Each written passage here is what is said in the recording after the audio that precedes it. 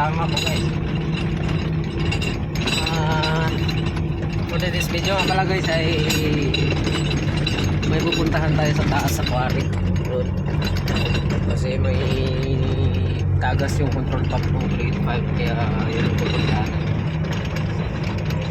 Dala niya yung iwan.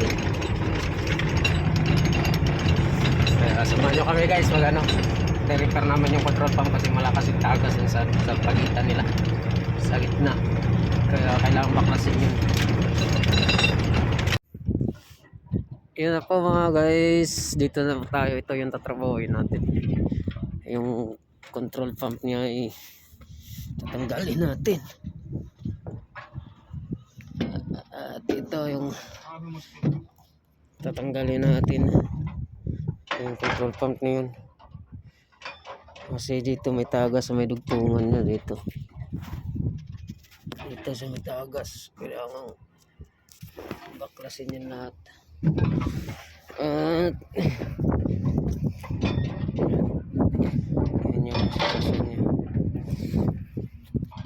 Doon may tagas kaya tatanggalin natin. Yan, kailangan lahat ng connection na to alisin yan, pati yung mga pipe isa-isahin yan bago matanggal yan lahat. Daming trabaho, malaking trabaho to guys. Palit lang kami ng seal. Kaya tara, sana natin magbaklas para matapos tayo ng mga 3 araw. Kasi 3 araw lang yung tinagal nito. Dapat nga sana, sabi ko 1 week yung schedule nito, 3 araw lang ni sinulat. No choice, kailangan natin bilisan.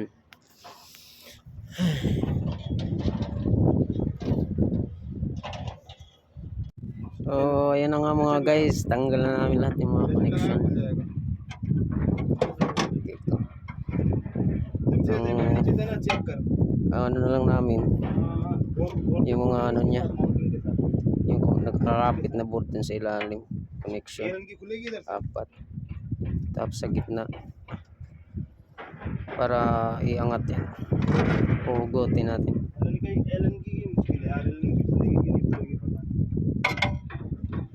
Mahirap yung lugar sa ilalim.